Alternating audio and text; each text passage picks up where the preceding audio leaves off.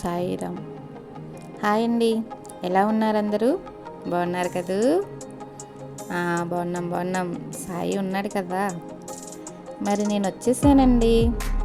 నేను వచ్చానంటే మన సాయి నుంచి సందేశాన్ని తెచ్చినట్టే కదా, అంతే కదండి? నిజమే అండి, మన సాయి దివ్య వాక్యాలను తెచ్చేసా అండి.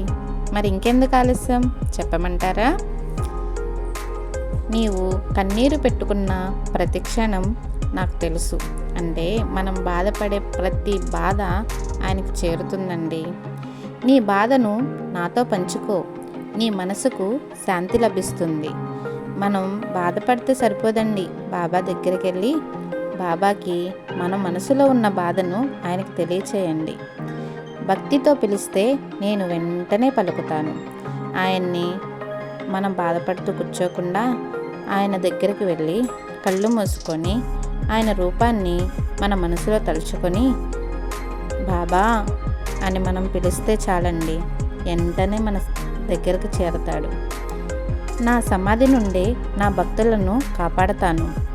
ఆయన మనం ఇక్కడ లేడు అని అనుకుంటాం, కాదండి, మన చుట్టూనే ఉంటాడు. నిజాయితీగా జీవించు, నా ఆశీర్వాదం నీకు ఉంది. నీకు దక్కాల్సింది ఎవరూ ఆపలేరు. నువ్వు ఇతరులతో నిజాయితీగా ఉండు, ఎవరిని మోసం చేయొద్దు. నీ జీవితాన్ని నువ్వు నిజాయితీగా జీవించు, అప్పుడు నీకు సంతోషం అనేది అందుతుంది. నీకు దక్కాల్సింది ఎవ్వరూ ఆపరప్పుడు. సమయం వచ్చినప్పుడు నేను నీ కోరికను నెరవేరుస్తాను. అంటే మనకు ఏ సమయంలో ఏమి ఇవ్వాలో ఆ భగవంతుడికి తెలుసు. మనం అడగంగానే ఇచ్చేయటం కాదండి, మన పరిస్థితిని బట్టి, మన కర్మ ఫలాన్ని బట్టి మనకు ఏ సమయంలో ఏమి ఇవ్వాలో ఆ సాయినాథుడికి తెలుసు. ఆ సమయంలో అవి ఇచ్చి మన కోరికలను నెరవేరుస్తాడు. ఎంత చీకటి వచ్చినా విశ్వాసం అనే దీపం ఆరిపోనివ్వకు. మనం ఎన్ని కష్టాలైనా పడినా మనం సాయిబాబా మీద ఉన్న నమ్మకాన్ని మట్టి పోకూడదండి.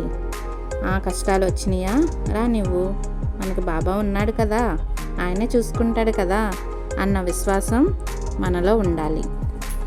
నా పేరు జపించు, నీ మనసు ప్రశాంతంగా ఉంటుంది. మనకు బాధ కలిగిందా, భారంగా ఉందా, ఓం సాయిరామ్, ఓం సాయిరామ్ అనే నామం చాలండి మన మనసు ప్రశాంతతకు.